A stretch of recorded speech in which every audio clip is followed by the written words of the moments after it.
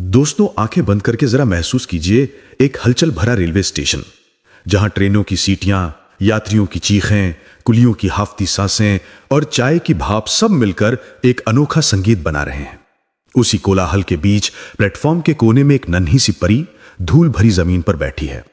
उसके छोटे हाथों में जूते चमकाने का पुराना डब्बा और घिसा ब्रश, फटे कपड़े, बिखरे बाल और पैरों में टूटी चप्पल, लेकिन चेहरे पर ऐसी मुस्कान जो सूरज को भी शर्मा दे।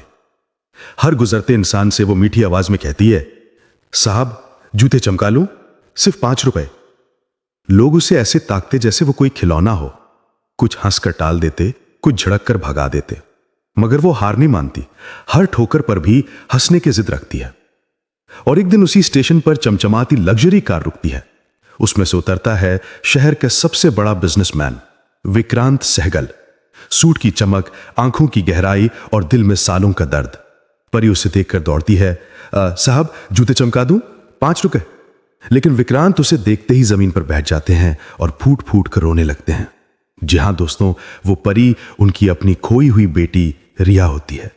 मगर रिया अपने पापा को नहीं पहचानती और डरकर कहती है, अगर आप झूठे निकले तो मुझे कौन बचाएगा। ये कहानी दिल छू लेगी, अंत तक सुनिए।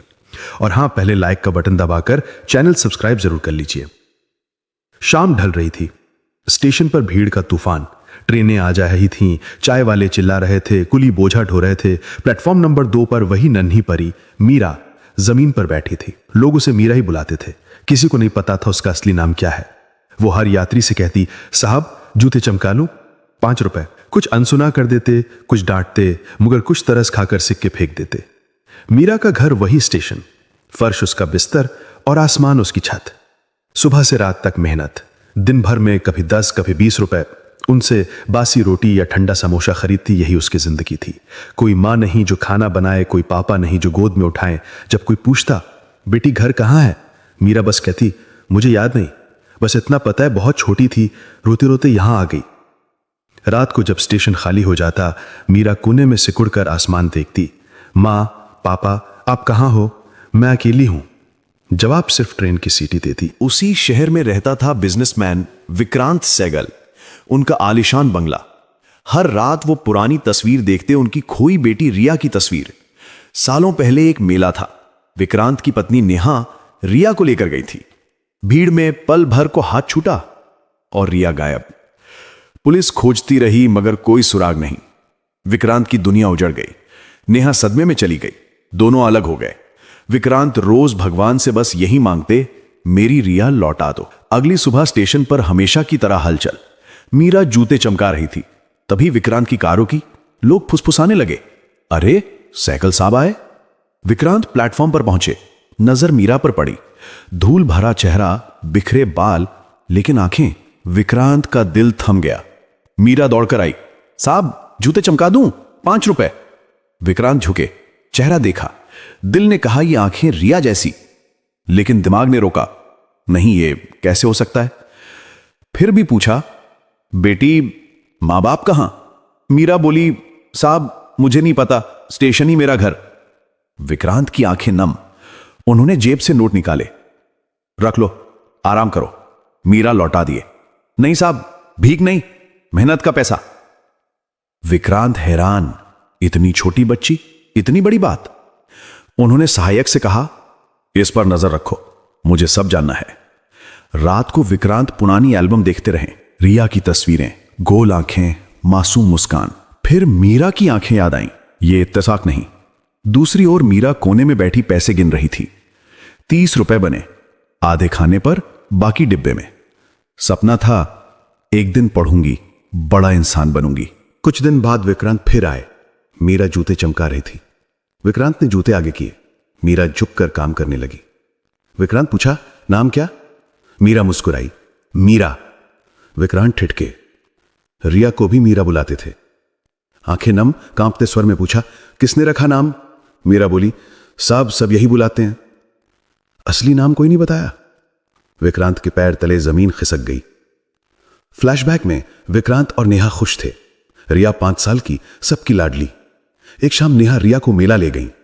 भीड़ में रिया का हाथ छोटा। नेहा चीखी, रिया रिया। पुलिस आई मगर कोई पता नहीं। विक्रांत की सारी दौलत बेकार लगी। नेहा ने इल्जाम लगाया, तुमने ध्यान नहीं दिया। दोनों अलग हो गए। विक्रांत ने मीरा का चेहरा थामा। कोई निशानी? मीरा बोली, बस ये पायल बचपन से पैर में। विक्रांत ने देखा वही चांदी की पायल जो रिया के पहले बर्थडे पर बनवाई थी। दिल थम गया। हे भगवान, ये रिया है। विक्रांत रो पड़े। मीरा घबराई नहीं, साफ गलती हो रही, मैं मीरा हूं। विक्रांत बोले, तुम मेरी रिया है, ये पायल मैंने पहनाई थी। भीड़ इकट्ठी हो गई, लोग तमाशा देखने लगे। मीरा डर गई, हाथ छुड़ाकर भागी। विक्रांत जमीन पर बैठे रिया रिया पुकारते रहे रात भर। विक्रांत सो ना सके। सुबह फिर स्टेशन पहुंचे। मीरा कोने में मिली। विक्रांत दौड़े। मीरा डली, क्यों पीछे पड़े? मैं आपकी बेटी नहीं।